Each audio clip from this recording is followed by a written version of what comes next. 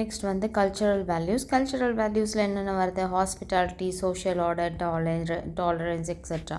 So கல்ச்சுரல்னால் கலாச்சார இது மதிப்பளிக்கிறது. என்னென்னு பார்த்தீங்கன்னா உபசரிக்கிறது மற்றவங்கள. ஒரு ஸ்கூல்லேருந்து இன்னொரு ஸ்கூலுக்கு வந்திருக்கவங்கள எப்படி ஹாஸ்பிட்டாலிட்டி அதுக்குன்னே ஒரு டீம் இருந்து அவங்களுக்கு கவனிப்பாங்க, அது போல் மற்றவங்கள எல்லாரோடையும். அதே மாதிரி சமூகத்தினுடைய இதுக்காக மற்றவங்கள கலாச்சாரத்தை மதிக்கிறது. அதே மாதிரி ஏதாவது ஒன்றுனா அதை பொறுத்துக்கிறது.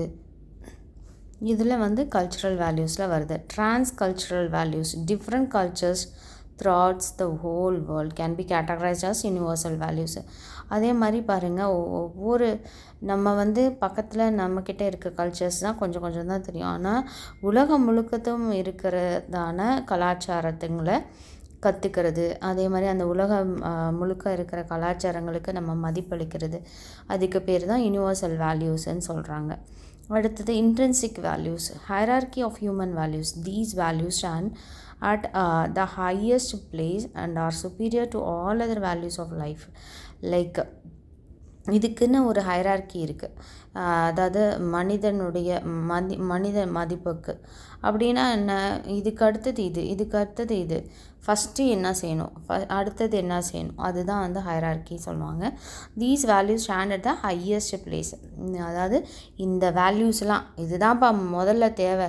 ஒரு மனுஷன் அப்படின்னா இந்தந்த குணங்கள்லாம் இருக்கிறது ரொம்ப முக்கியம் அப்படின்னு சொல்கிறது தான். அதாவது வாழ்க்கைக்கு, மனித வாழ்வுக்கு தேவைப்படுகிற குணாதிசயங்களில் அதை ஃபஸ்ட்டு அப்படின்னு சொல்கிறாங்க, சுப்பீரியர் அப்படின்னு. அதில் என்னன்னு பார்த்தீங்கன்னா குட்னஸ் இருக்கணும், பியூட்டி இருக்கணும், ஹாப்பினஸ் இருக்கணும், பிளஸ் இருக்கணும், நல்லது செய்யணும், அழகாக இருக்கணும், சந்தோஷமாக இருக்கணும், அதே மாதிரி பிரகாசமாக நம்ம எப்பொழுதும் வச்சுக்கணும் அப்படிங்கிறதுலாம் முதன்மையான ஒரு குவாலிட்டி அப்படிங்கிறாங்க. இன்ஸ்ட்ருமெண்டல் வேல்யூஸ்னால் அது என்னென்ன example? Education for success in life. ஒரு வாழ்க்கையில் நம்ம வந்து வெற்றி அடையணும் அப்படின்னா அதுக்கு கல்விங்கிறது ரொம்ப முக்கியம். அதுக்கு பேர் instrumental value. Political power to do public service. நம்ம வந்து சமூகத்துக்கு சேவை செய்யணும் அப்படின்னு நினச்சோன்னா அது ஒரு ஆட்சி அமைக்கிறது மூலியமாக, பொலிட்டிக்கலில் இருக்கிறது மூலியமாக தான் அந்த பவருக்கு வந்தால் தான் அதை செய்ய முடியும் அப்படின்னு சொல்கிறாங்க. அடுத்தது ஏஸ்தட்டிக் வேல்யூஸ். ஏஸ்தட்டிக் வேல்யூஸுன்னும் போது பியூட்டி, டேஸ்ட், ஆர்கிடெக்சர்ஸ், அழகு, அதே மாதிரி நம்மளுடைய ருசி, அப்புறம் நம்ம அழகு ஆர்கிடெக்ட் பண்ணுறோம் இல்லையா, வீடுகள்லாம் அலங்கரிக்கிறோம், அதெல்லாம். அதே மாதிரி வெளியிலையும் கம்பெனிஸோ ஏதோ ஒன்றும் இல்லை. டெமோக்ராட்டிக் அப்படிங்கும்போது ரெஸ்பெக்ட் ஃபார் இண்டிவிஜுவலிட்டி. அது மாதிரி தனி மனிதனுக்கான மதிப்பு மரியாதையும் நம்ம கொடுக்கணும். அதை நம்ம மதித்து நடக்கணும். இவங்களுக்கு தான் நான் மதித்து நடப்பேன், இவங்களுக்கு மதித்து நடக்க மாட்டேன், இவங்க இடம் சுத்தமாக இருக்கும், இவங்க இடம் சுத்தமாக இருக்காது, அப்படிலாம் எதுவும் இருக்கக்கூடாது. எல்லாருக்கும் எல்லாமே சமம் அப்படின்னு சொல்கிறது தான் என்னது? டெமோக்ரஸி அப்படின்னு சொல்லுவாங்க. ஸோ எல்லாரையும் சமமாக நம்ம வந்து ட்ரீட் பண்ணணும் அப்படின்னு. ஒருத்தரை ஒரு மாதிரி இன்னொருத்தரை இன்னொரு மாதிரி நம்ம என்ன பண்ணக்கூடாது, ட்ரீட் பண்ணக்கூடாது. Ensuring equal social, political and religious rights to all. அது மாதிரி எதை நிச்சயமாக நம்ம பார்க்கணும் அப்படின்னு பார்த்தீங்கன்னா எல்லாருக்கும் சமமான ஒரு சமூகத்தையும், அதே மாதிரி பொலிட்டிக்கல் வழியாகவும் அரசாங்கம், அரசு அந்த ரீதியாகவும் மதத்தின் ரீதியாகவும் எல்லா உரிமைகளும் எல்லாருக்கும் உண்டு அப்படிங்கிறத நம்ம என்ன பண்ணணும், நிச்சயப்படுத்தணும். Disvalue. Values which demoralize and undermine the human growth and development can be termed as disvalue. பார்த்தீங்கன்னா இந்த குவாலிட்டிஸ் எல்லாம் உங்களுக்கு இருந்துச்சுன்னா நீங்கள் மனுஷங்களை வந்து கீழே தாழ்வாக நினைக்கிறது, அவங்கள கேவலமாக நினைக்கிறது, ஏளனமாக நினைக்கிறது, அது மனித வளர்ச்சிக்கோ நமக்கு தேவைப்படாது. அதுக்கு பேர் தான் டிஸ்வேல்யூ அப்படின்னு சொல்கிறாங்க. அதில் என்னென்ன வருது அப்படின்னு பார்த்தீங்கன்னா ஜெலசி, என்வி, ரிவெஞ்சு, பார்த்திங்கன்னா பொறாமைப்படுவாங்க அவங்க மேலே, அவங்கள மேலே கிரட்ஜஸ் வச்சுருப்பாங்க, அதனால ரிவெஞ்ச் எடுப்பாங்க, பழிக்கு பழி வாங்குவாங்க. இது எல்லாமே டிஸ்வேல்யூவில் வரும். அப்போ வேல்யூவே இல்லை அப்படின்றது தான் அதனுடைய அர்த்தம்.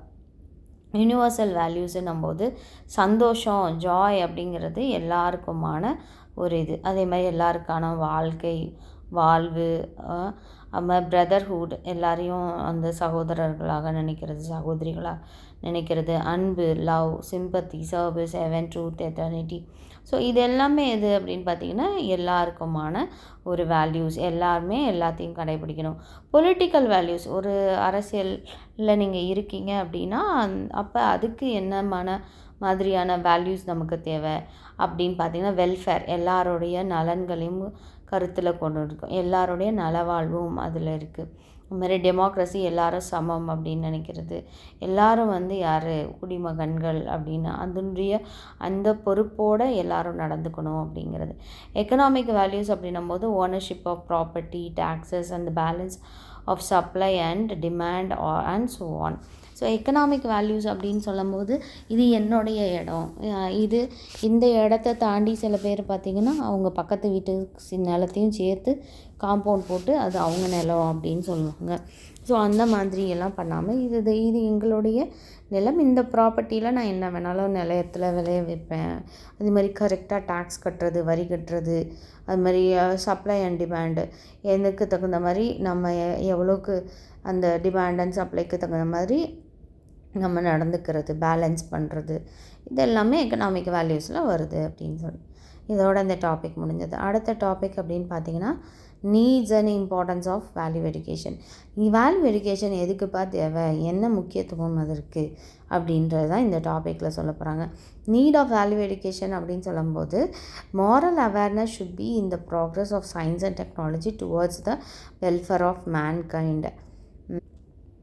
மனுஷனுடைய நல வாழ்வுக்கு எது தேவை அப்படின்னா அறிவியல். இப்போ வந்து பல டெக்னாலஜிஸ்லாம் நம்ம யூஸ் பண்ணுறோம் இல்லையா, அதெல்லாம் தேவை. ஆனால் அந்த அறிவியலுக்கும் அந்த சயின்ஸ் அண்ட் டெக்னாலஜிக்குமே என்ன தேவை அப்படின்னு பார்த்திங்கன்னா மாரல் அவேர்னஸ், அந்த மாரல் விழிப்புணர்வு தேவை, அறநெறி தேவை, எப்படி நடந்துக்கணும். சிலர் பாருங்கள், நீங்கள் என்ன தான் சயின்ஸ் அண்ட் டெக்னாலஜியில் கண்டுபிடிச்சாலும் குண்டு வெடிக்கக்கூடாது அப்படிங்கிறது தெரிஞ்சால் தான் மற்றவங்களுக்கு பாதிக்கப்படும், உயிர் போகும், அவங்க உடல் நலம் கெடும், அவங்களோட இன்ஃப்ராஸ்ட்ரக்சர் கெடும், இதெல்லாமே அவங்களுக்கு தெரியணும். அப்போ அந்த மாரல் அவேர்னஸ்ன்றது தேவைப்படுது. அப்போ இதுக்கு எது தேவை அப்படின்னு பார்த்திங்கன்னா வேல்யூ எஜுகேஷன் தேவை. Common values rediscover to unite human beings with the general decline of traditional value. So சில காமன் வேல்யூஸ் இருக்குது, பொதுவான வேல்யூஸ், மதிப்புகள் என்னென்ன அப்படின்னு பார்த்தீங்கன்னா இப்போது வந்து ஒரு மனிதர்களை எல்லாரையும் ஒன்றா கலந்து இருக்கிறதுக்காக பல பழங்காலத்து நடைமுறைகளை கொஞ்சம் மாற்றிக்கிறது, கொஞ்சம் மாற்றி நடக்க வைக்கிறது அப்படிங்கிறது ரொம்ப தேவைப்படுது இல்லையா. அதே இதை பிடிச்சிக்கிட்டு இருந்தால் மற்றவங்க கூட பேச மாட்டாங்க, தீண்டாமை இன்னமும் இருக்கும், and so on. Teachers pass values to the students both consciously and unconsciously through their conduct in and out of the classrooms. Therefore, they establish formal learning. So அவங்க டீச்சர்ஸ் தன்னை அறியாமலேயே அவங்களுடைய அந்த மதிப்புகளை நம்ம வந்து ஸ்டூடெண்ட்ஸ்க்கு, மாணாக்கர்களுக்கு சொல்லி தருவாங்க. அவங்க அறிந்தோ அறியாமலோ, அதான் கான்ஷியஸாக இல்லைன்னா அன்கான்ஷியஸாக, எப்படி அவங்க கிளாஸ் ரூம்ஸ்குள்ளேயோ இல்லை வெளியில் பார்த்தா கூட அதை சொல்லி தருவாங்க. இதுக்கு பேர் என்னன்னு சொல்கிறாங்கன்னா ஃபார்மல் லேர்னிங். ஃபார்மலாக என்ன கற்றுக்குறாங்களா மாரல் வேல்யூஸை நீங்கள் பார்த்துட்டு எக்ஸ்கியூஸ் மீ மேம் சொல்லிட்டு தான் போகணும், குட் மார்னிங் சார் சொல்லணும், இதெல்லாமே வந்து ஃபார்மலாக அவங்க வந்து டிசிப்ளின்டாக கான்ஷியஸாகவோ அன்கான்ஷியஸாகவோ அவங்க டீச் பண்ணிகிட்டே தான் இருப்பாங்க. Students might face more complicated decisions making situations about issues involving values. சில நேரத்தில் வந்து ஸ்டூடெண்ட்ஸ் வந்து ஐயோ இந்த மாதிரி ஒரு கஷ்டமான ஒரு சூழ்நிலை, ஒரு முடிவு எடுக்க வேண்டியதாக இருக்குது, சில இஷ்யூஸ் வருது அப்படின்னும் போது அப்போ அங்கே என்ன பண்ணுவாங்க, எந்த வேல்யூஸை யூஸ் பண்ணால் அவங்களால ஈஸியாக நல்லா அவங்களால சால்வ் பண்ண முடியும், ஒரு டெசிஷன் எடுக்க முடியும் அப்படிங்கிறது இருக்குது. Increase in juvenile delinquency is a crisis to youth who undergo the process of personal growth. பாருங்கள், ஜுவனைல்னால் வந்து குற்றவாளி, சிறார் குற்றவாளிகள் இருக்காங்களே, அது அதிகரித்து கொண்டே இருக்க அந்த கிரைசிஸ்லேருந்து யூத், அதுவும் especially youth peoples, young children, அவங்க வந்து இந்த இதிலேருந்து வெளியில் வரணும், அவங்க வந்து நல்ல பர்சனல் க்ரோத்தோடு வரணும் அப்படின்னாக்கா வேல்யூ எஜுகேஷன்றது ரொம்ப முக்கியம். Value education awakens curiosity, development of proper interest, attitudes, values and capacity to think and judge about oneself. Okay, value எஜுகேஷன்றது நமக்கு ஒரு ஆர்வத்தை தூண்டுறதா இருக்குது. அடுத்து என்னது, இதனுடைய வளர்ச்சி, அதனுடைய ஆர்வம், அதனுடைய ஆட்டிடியூட், வேல்யூஸ் எல்லாத்தையுமே வந்து அதை யோசிக்க வைக்குது, அதை ஜட்ஜ் பண்ண வைக்குது. நீ யாருப்பா, நீ என்னப்பா, நீ எப்படிப்பா இருக்கணும், எந்த மாதிரி சொல்லணும் அப்படிங்கிறத அது வந்து நமக்கு சொல்லுது. ஒரு விழிப்புணர்வை ஏற்படுத்துது, நம்மளை ஒரு முழிப்புக்குள்ளே கொண்டு வருது. Value education helps in promoting social and natural integration. மாதிரி வேல்யூ எஜுகேஷன் எதுக்காக உதவி செய்யுது அப்படின்னு பார்த்தீங்கன்னா, சமூக மற்றும் இயற்கை தொடர்புடையதாக அந்த இதை ப்ரொமோட் பண்ணுறதுக்காகவும் உதவி செய்யுது. இதுக்குடைய முக்கியத்துவம், இதெல்லாம் தேவைகள் நம்ம பார்த்துட்டோம். முக்கியத்துவம் என்ன அப்படின்னு பார்த்தீங்கன்னா, ஸ்டூடெண்ட்ஸ் பிகம் மோர் ரெஸ்பான்சிபிள். நம்மளுடைய மாணாக்கர்கள் ரொம்ப அதிகமாக பொறுப்புள்ள உணர்வுள்ளவர்களாக மாறுறாங்க. அப்போ நம்ம மற்றவங்களை அடிக்கக்கூடாது, அதுவும் நம்மளுடைய பொறுப்பு. நம்மளுடைய சுற்றுப்புறத்தை தூய்மையாக வைக்கணும், அது நம்மளுடைய பொறுப்பு. அதுப்போ அவங்க என்ன பண்ணுறாங்க, அதிகப்படியான பொறுப்பு உணர்ச்சியோடு நடந்துக்கிறாங்க. Students become regular with their homework and class work. அதே மாதிரி மாணாக்கர்கள் தங்களுடைய வீட்டு ஹோம்ஒர்க் கொடுக்குறாங்க இல்லையா, அதே மாதிரி கிளாஸ் ஒர்க்கில் ஏதாவது கிளாஸில் ஒர்க் கொடுக்குறாங்கன்னா அதையும் கரெக்டாக ரெகுலராக பண்ணுறாங்க. அதுக்கு வேல்யூ எஜுகேஷன் ரொம்ப முக்கியமாக இருக்குது. They learn to cooperate with the teachers and fellow students. அதே மாதிரி நம்ம எல்லாரோடையும் ஒத்து போய் ஒற்றுமையாக வாழணும். டீச்சர்ஸோடையும் அவங்க வந்து என்ன பண்ணுறாங்க, ஒத்துழைக்கிறாங்க. அதே மாதிரி ஸ்டூடெண்ட்ஸோடையும் ஒத்துழைச்சி அவங்க கற்றுக்குறாங்க. They learn to handles every situation in class with maturity. மாதிரி ஒவ்வொரு சிச்சுவேஷனையும் அவங்க வந்து மெச்சோர்டாக அவங்க வந்து ஹேண்டில் பண்ண கற்றுக்குறாங்க. அப்போனா என்ன அர்த்தம், அவங்க நல்லா டிசிப்ளின்டாக இருக்காங்க, கரெக்டாக டைம்க்கு வரணும், இதில் எல்லாத்துலேயும் அவங்க வந்து மெச்சோர்டாக இருக்காங்க. Students become attentive in class. மாதிரி மாணாக்கர்கள் கிளாஸில் எப்படி இருக்காங்க, நல்லா அட்டென்டிவாக இருக்காங்க. உடனே ஏதாவது கவனிக்காமல் இருக்கிறது, விளையாடுறது, அப்போ வந்து வேறு ஏதாவது டிஸ்ட்ராக்ட் பண்ணுறது அப்படி இல்லாமல் அவங்க கவனங்கள் எல்லாமே கிளாஸில் இருக்குது. ரொம்ப அதிகமாக அவங்க கிளாஸை கவனிக்கிறாங்க அப்படின்னு அர்த்தம். It helps students to make their own decision without any hesitation. So அவங்களால அவங்களோட ஓன் தீர்மானங்களை எடுத்துக்க முடியும், எந்த ஒரு ஹெசிடேஷனும் இல்லாமல், எந்த ஒரு ஹெசிடேஷனும் இல்லாமல். அடுத்தது, it develops a positive mind and a good attitude. அதே மாதிரி நம்ம வேல்யூ எஜுகேஷன் கற்றுக்கும் போது நமக்கு எப்பொழுதும் ஒரு பாசிட்டிவான மைண்ட் செட் இருக்கும். ஓகே, நம்மளால் இதை பண்ண முடியும், நம்ம இதை செய்யலாம், நமக்கு எவ்வளோ நல்ல குணங்கள் இருக்குது அப்படின்னு சொல்லி அவங்கள வளர்த்துக்குவாங்க. அதே மாதிரி நல்ல ஒரு ஆட்டிடியூடும் வளரும். அதை தீமையான எந்த ஒரு குணங்களும் இல்லாமல் அவங்க நேர்மையாக இருப்பாங்க அப்படிங்கிறது தான். திமிராக இல்லாமல் தன்னை தாழ்த்தி தன்னை வந்து காமிச்சுக்குவாங்க. Value education creates a strong relationship between students and teachers. அது மாதிரி வேல்யூ எஜுகேஷன்றது ஸ்டூடெண்ட்ஸ்க்கும் டீச்சர்ஸ்க்கும் நடுவில் நல்ல ஒரு தொடர்புகள் ஏற்படுத்துது அப்படிங்கிறது, வலுவான தொடர்பை ஏற்படுத்துகிறது. Importance of value education in ஸ்கூல்ஸில் வேல்யூ எஜுகேஷன் எதுக்காக ரொம்ப தேவை அப்படின்னு பார்த்திங்கன்னா, கேரக்டர் டெவலப்மெண்ட். ஒருத்தருடைய கேரக்டர் வந்து இதில் தான் வந்து வளர்ச்சி அடையுது. பர்சனாலிட்டி டெவலப்மெண்ட், அதே மாதிரி சிட்டிசன்ஷிப்பு. ஒரு குடிமகனாக தன்னுடைய குணாதிசயங்கள், தன்னுடைய எல்லா பர்சனல் கேரக்டர்ஸ், அந்த பர்சனாலிட்டி எல்லாமே சேர்ந்து இந்த வேல்யூ எஜுகேஷன் மூலயமா குழந்தைங்களுக்கு நம்ம கற்றுக் கொடுக்குறோம். அப்போ அதுக்கு முக்கியம் ஸ்கூலில் இருக்குது. Importance of value education in life. ஒரு மனித வாழ்க்கைக்கும் இந்த வேல்யூ எஜுகேஷன்றது ரொம்ப தேவை. அதாவது மேக்ஸ் ஃப்யூச்சர் பெட்டர். உங்களோட ஃப்யூச்சர் வந்து எதிர்காலம் வந்து சிறந்ததாக இருக்கிறதுக்கு இந்த வேல்யூ எஜுகேஷன்றது உதவும். Serves as a backbone of society. Serves ஒரு தனி மனிதன் ஒரு முதுகெலும்பாக, சமூகத்தின் முதுகெலும்பாக நம்ம சேவை செய்கிறதுக்கு, நம்ம வேலை செய்கிறதுக்கு இது உதவும். Changes perspective of a person. ஒரு பர்சனுடைய பர்ஸ்பெக்டிவ், இது தப்புப்பா, இப்படி பண்ணக்கூடாது அப்படிங்கிறத நம்ம கரெக்டாக பண்ணிகிட்ருக்கோம்னு நினச்சிட்ருப்போம், ஆனால் அது தப்பாக பண்ணிகிட்ருப்போம். அதை மாற்றி செய்ய வைக்கிற அந்த பர்ஸ்பெக்டிவை மாற்றுறது அப்படின்னு சொல்கிறாங்க. Develops moral and patience. அது மாதிரி மாரல் வேல்யூஸை வந்து வளர்க்கும், அதே மாதிரி பொறுமையையும் வளர்க்கும் இந்த வேல்யூ எஜுகேஷன் அப்படின்னு. Helps in understanding things better and more precisely. நம்மளால் எல்லாத்தையும் ரொம்ப நல்லாவே கற்றுக்க முடியும், அது சிறந்ததாக நம்ம செய்ய முடியும், அதே மாதிரி கரெக்டாக அக்யூரேட்டாகவும் நம்மளால் எல்லாமே கையாள முடியும் அப்படி.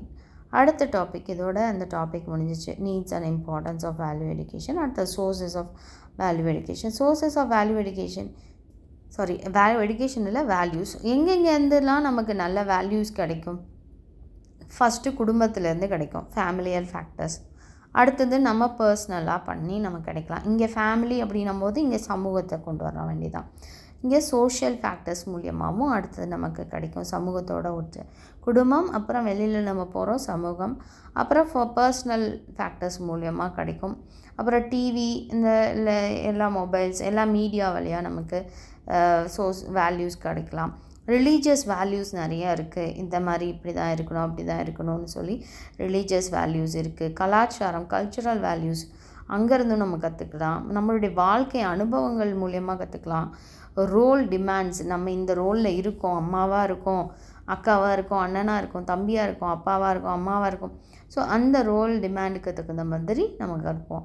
அடுத்தது ஹேலோ எஃபெக்ட் அப்படின்னு சொல்கிறாங்க. இதில் parents, teachers, friends and external reference groups are sources of value and can influence personal values. இங்கே யார் யார்? பெற்றோர், ஆசிரியர், அப்புறம் நண்பர்கள் மற்றும் பக்கத்தில் இருக்க எல்லா குரூப்ஸ் எல்லாருமே எங்கே இந்த பர்சனல் வேல்யூஸோட சோர்ஸ் அப்படின்னு. அதே மாதிரி பர்சனல் வேல்யூஸை இது இன்ஃப்ளூயன்ஸ் பண்ணும், இவங்க இன்ஃப்ளூயன்ஸ் பண்ணுவாங்க அப்படிங்கிறது.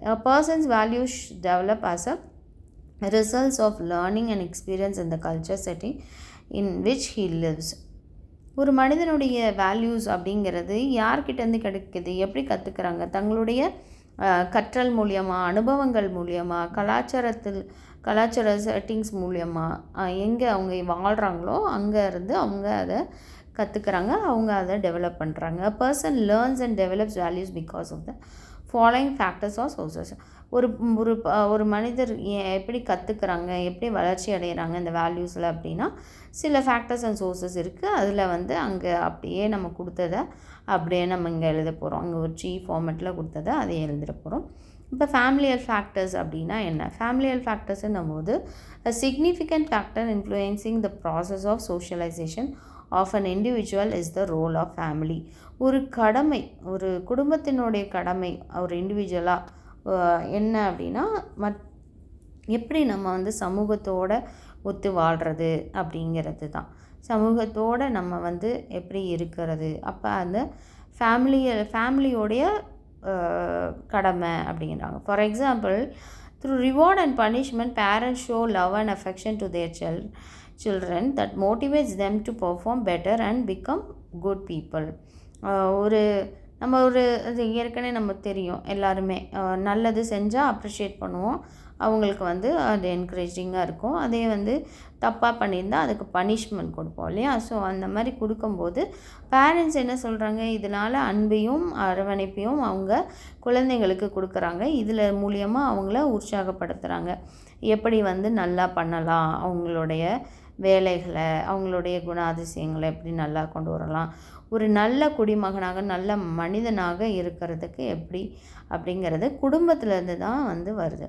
A family plays a major role in helping a child socialize and has great influence and bearing on the progress of the child.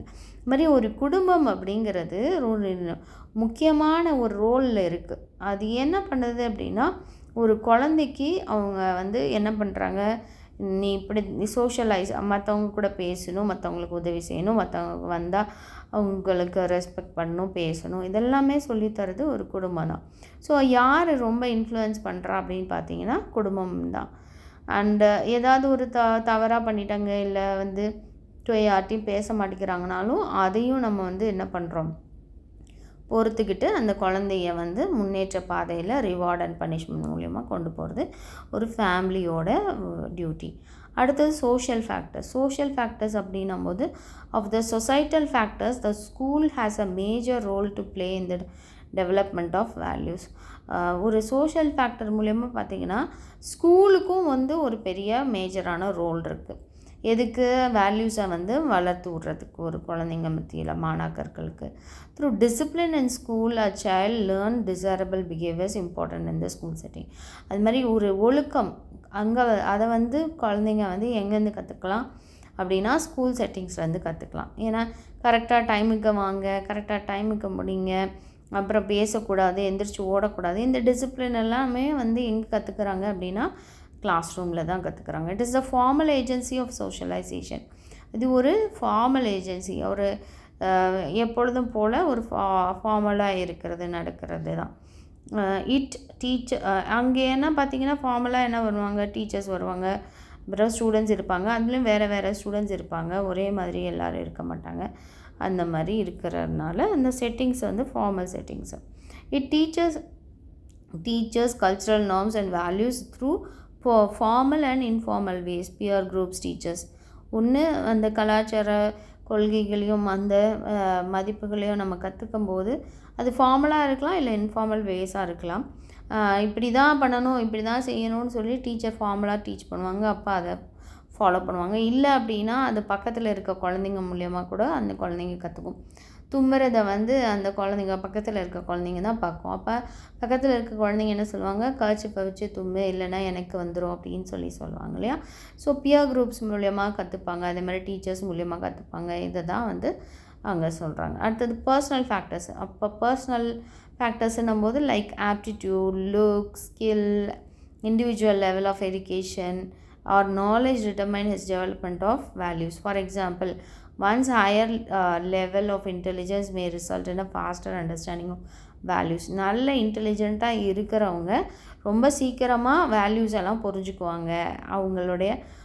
அப்போ அவங்களுடைய ஆப்டிடியூடோ இல்லை லுக்கோ, ஒரு திறனோ, ஒரு தனி மனிதனுடைய தனி மாணாக்கருடைய கல்வியோ, அவங்களுடைய அறிவோ இந்த வளர்ச்சியினுடையது அப்படின்னு பார்த்திங்கன்னா நம்ம வேல்யூஸோ இருக்கணும் அப்படின்றாங்க.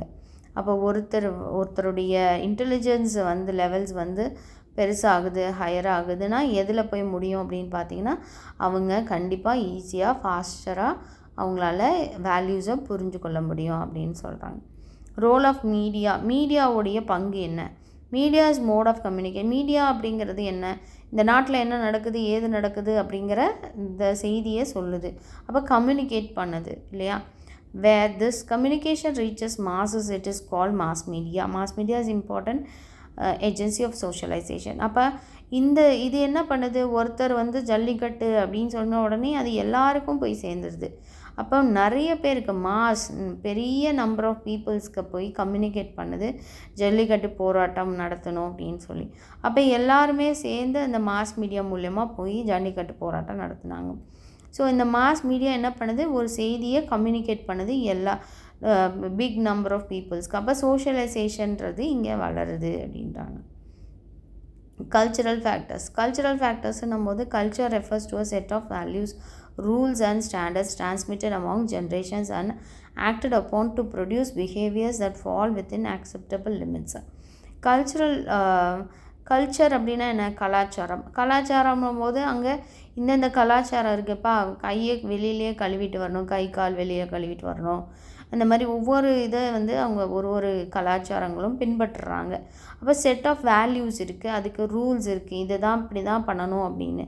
அதே மாதிரி இந்த ஸ்டாண்டர்டில் தான் இருக்கணும், இந்த அளவுக்கு தரமானதாக இருக்கணும், இப்படிலாம் அவங்க வந்து சொல்லுவாங்க. இது ஒரு தலைமுறைக்கும் மாறி மாறி போகுது. ஓகேவா. அடுத்தடுத்த தலைமுறை அதை அப்படியே ஃபாலோ பண்ணிட்டு தான் வராங்க. இன்னமும் அந்த ரூல்ஸ் எல்லாம் ஃபாலோ பண்ணுறாங்க. Acted upon to produce behaviours that fall within acceptable limits. மாதிரி இது ஒரு ஏற்றுக்கொள்ளக்கூடிய ஒரு லிமிட்டில் அது இருக்கும் அப்படின்னு சொல்கிறாங்க இந்த பிஹேவியர்ஸ்லாம். It is good to give example. It is good to give a place to the elder one. இப்போ ஒரு இடத்துல வந்து பெரியவங்க நிற்கிறாங்க அப்படிங்கும்போது பஸ்லேயே வச்சுக்கோங்களேன். அப்போ சின்னவங்க என்ன செய்கிறாங்க, எந்திரிச்சு இடம் கொடுக்குறாங்க. இது ஜென்ரேஷன் டு ஜென்ரேஷன் பாஸ் ஆகுது. இது கலாச்சாரமாகவும் இருக்குது. பெரியவங்க வந்தால் எந்திரிச்சு நிற்கணும், பெரியவங்க வந்தால் நம்ம இடம் கொடுக்கணும் அப்படிங்கிறது. ஏன்னா அவங்களால நிற்க முடியலை அப்படிங்கும்போது. ரிலீஜியஸ் ஃபேக்டர்ஸ்ன்னும் போது people receive strength and comfort from their religion. மக்கள் என்ன பண்ணுறாங்க, எங்கேருந்து வந்து அவங்க பலத்தையும் அவங்களுடைய சுகத்தையும் பெற்றுக்கிறாங்க, அவங்களுடைய மதத்திலிருந்து தான். அப்போ religion comprises a formal set of values that are passed on from generation to generation. அப்புறம் இந்த மதம் என்ன செய்யுது, இந்த மாதிரி இப்படியெல்லாம் செய்யணும் அப்படின்னு ஒரு ஃபார்மலாக ஒரு இதை செட் பண்ணிடுறாங்க. அது என்ன பண்ணுறாங்க, இந்த ஜென்ரேஷன் அடுத்த ஜென்ரேஷனுக்கு சொல்கிறாங்க, அடுத்த ஜென்ரேஷன் சொல்கிறாங்க. இப்படி தலைமுறையாக போகுது. லைஃப் எக்ஸ்பீரியன்சஸ் அப்படின்னும்போது வாழ்க்கையினுடைய அனுபவங்கள். Sometimes a man learn from the experience of others also. சில நேரம் மற்ற மனிதர்கள்ட்ட இருந்தும் அவன் கற்றுக்கிறான். அந்த கற்றுக்கிறதுக்கு பேர் வாழ்க்கையினுடைய அனுபவங்கள், வாழ்வின் அனுபவங்கள்னு சொல்கிறாங்க. Role demands refers to the behaviour associated with the particular position in the organisation. All organisations have some formal and informal codes of behaviour. So இப்போ நீங்கள் ஒரு மேனேஜராக இருக்கீங்க, அப்போ அந்த மேனேஜருக்கான ஃபார்மலான ஒருத்தருடைய இப்போது ஒரு மேனேஜராக இருக்காங்க அப்படின்னா அந்த மேனேஜருக்கான ரோல் என்ன, அவங்களுக்கு என்ன மாதிரியான ரோலை வந்து அவங்க ப்ளே பண்ணணும். மேனேஜர்னால் அவங்க வந்து ஆர்டர் பண்ணணும், அவங்க வந்து இந்த மாதிரி ட்ரெஸ் பண்ணணும், இப்படி தான் பிஹேவ் பண்ணணும், இப்படி தான் அவங்க வந்து இமெயில் அனுப்பணும் அப்படின்றது மாதிரிலாம் இருக்குது இல்லையா. ஸோ ஒரு பர்டிகுலர் பொசிஷன் ஒரு ஆர்கனைசேஷனில் இருக்காங்க அப்படின்னா அவங்களோட பிஹேவியரை வந்து ரெஃபர் பண்ணுறது தான் ரோல் டிமாண்ட்ஸு. அப்போது இங்கே என்ன சொல்கிறாங்க, எல்லா ஆர்கனைசேஷனுக்கும் ஒரு ஃபார்மல் இல்லைனா இன்ஃபார்மல் கோட் ஆஃப் பிஹேவியர்ன்றது இருக்குது. இந்த கோட் ஆஃப் பிஹேவியரை அவங்க மீறினாங்க அப்படின்னா வேலையை விட்டு கூட தூக்குவாங்க. ஹேலோ எஃபெக்ட் அப்படின்னா என்ன? ஹேலோ எஃபெக்ட் அப்படின்னா refers to the propensity of judging people based on a single tract, which may be good or bad, favorable or unfavorable. Sometimes we judge a person by the first impression about him or her. So என்ன சொல்கிறாங்க அப்படின்னா ஒரு மனிதனை வந்து நம்ம judge பண்ணுறோம், இவன் இப்படி தான்ப்பா அப்படின்னு சொல்லி தவறாகவும் நம்ம ஜட்ஜ் பண்ணுறோம், இல்லை இவங்க இப்படிப்பா அப்படின்னு சொல்லிட்டு நல்லதாகவும் நம்ம ஜட்ஜ் பண்ணுறோம். ஒன்று அவங்களுக்கு ஃபேவரபுளாக ஓகே சாதகமாக பண்ணுறோம், இல்லை இன்னொன்று அவங்களுக்கு சாதகம் இல்லாமல் கூட நம்ம என்ன பண்ணிடுறோம், ஒருத்தவங்கள ஜட்ஜ் பண்ணிடுறோம். சில நேரம் என்ன பண்ணிடுறோம், முக்கால்வாசி நேரத்தில் நம்மளுடைய ஃபஸ்ட் இம்ப்ரெஷன் அப்படின்னு சொல்லி அந்த முதல் இம்ப்ரெஷனை வச்சு அவங்கள நம்ம என்ன பண்ணிடுறோம், ஜட்ஜ் பண்ணிடுறோம். அது யாராக இருந்தாலும் சரி. Example, if a person is kind, ஒரு மனிதன் வந்து தாழ்மையாக இருக்கிறாங்க அப்படின்னா he will also be perceived as good. இப்போ ஒருத்தர் வந்து கைண்டாக இருக்காருன்னா அவர் வந்து நல்லவங்களாக இருப்பாங்க, அவங்களால எல்லாம் செய்ய முடியும், அவங்க நைஸ் பர்சன், அவங்க வந்து ரொம்ப உதவி செய்வாங்க, அவங்க cheerful, intelligent and so on. இந்த மாதிரி நம்ம பல இதாக சொல்லிடுவோம். ஏன்னா அந்த கைண்ட்னஸில் இவ்வளோ வேல்யூஸ் இருக்குது பாருங்கள்.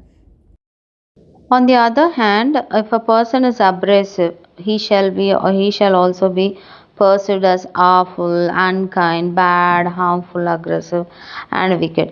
இப்போ அதே அங்கே கைண்டுன்னு சொன்னோம், அதனால் அந்த கைண்ட் பர்சன்கிட்ட இந்த குணாதிசயங்கள் இருக்கும் அப்படின்றத பார்த்தோம். இதே அப்ரெசிவ் அப்படின்னும்போது அவங்க வந்து கைண்டாகவே இருக்க மாட்டாங்க, அவங்க ரொம்ப தீமை செய்வாங்க, மற்றவங்கள ஹார்ம் பண்ணுவாங்க, பயங்கர அக்ரெசிவாக இருப்பாங்க. ஸோ இதெல்லாமே இன்னொரு பர்சனோடைய கேரக்டர்னு அப்ரெசிவ் அப்படின்னு சொன்ன உடனே அவங்க அப்படி தான் இருப்பாங்க அப்படிங்கிறத நம்மளாவே என்ன பண்ணிக்கிறோம், அஷ்யூம் பண்ணிக்கிறோம்.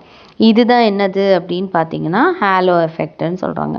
thus with the help of the halo effect we see certain values in others that are actually not there but we perceive them to be there. So இந்த கேரக்டர்ஸ்லாம் அவங்கள்ட்ட இல்லைனாலும் நம்ம இந்த ஹேலோ எஃபெக்ட் மூலியமாக சர்டன் வேல்யூஸ் இப்படி தான் இருப்பாங்க அப்படின்றத நம்மளாவே பர்சீவ் பண்ணிக்கிறோம் அப்படின்னு சொல்கிறாங்க.